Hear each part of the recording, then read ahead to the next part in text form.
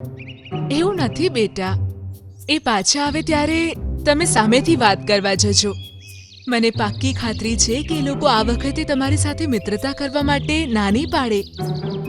થોડી વાર પછી તેમણે જોયું કે બધી ચકલીઓ ઉડતી ઉડતી પાછી ત્યાં આવી રહી છે અને તેમાંની એક લાલ ચકલી પર કાળા કાળા ધબ્બા લાગેલા હતા, જેના કારણે તે વિચિત્ર દેખાતી હતી. યાર, ખબર નહીં હવે તો આ રંગ જશે પણ કે નહીં. ખબર નહીં આ એ કાળી ઝાડીઓમાં કેમ ગઈ હતી. હવાના વંટોળથી હું ત્યાં પહોંચી ગઈ અને આ કાળો રંગ પણ ત્યાં ઝાડીઓમાં જ હતો. ખબર નહીં હવે હું ઠીક થઈશ પણ કે નહીં. બધી ચકલીઓ પણ તેની સાથે હેરાન દેખાતી હતી. આ જોઈને ટીનુ અને મીનુ ચકલીઓ ત્યાં પહોંચી ગઈ. તમે ચિંતા ના કરો, અમે આને ફરીથી સુંદર બનાવી દઈશું જેટલી એ પહેલા હતી.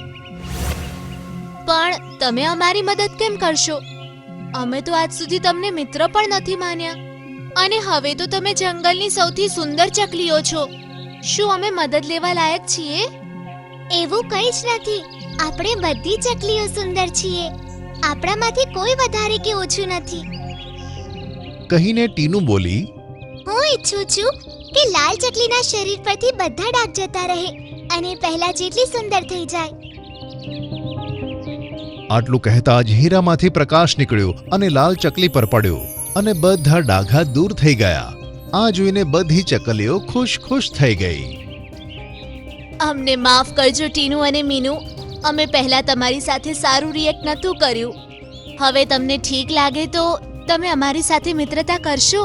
સાંભળીને બંને ખુશ થઈ ગઈ અને માથું હલાવીને હા પાડી. પછી બધી ચકલીઓ સાથે ફરવા માટે આકાશમાં ઉડી ગઈ. ટીનુ અને મીનુની મમ્મી ખુશ થતા પોતાના માળામાં ઊભી પાંખો હલાવીને તેમને ટાટા કરી રહી હતી.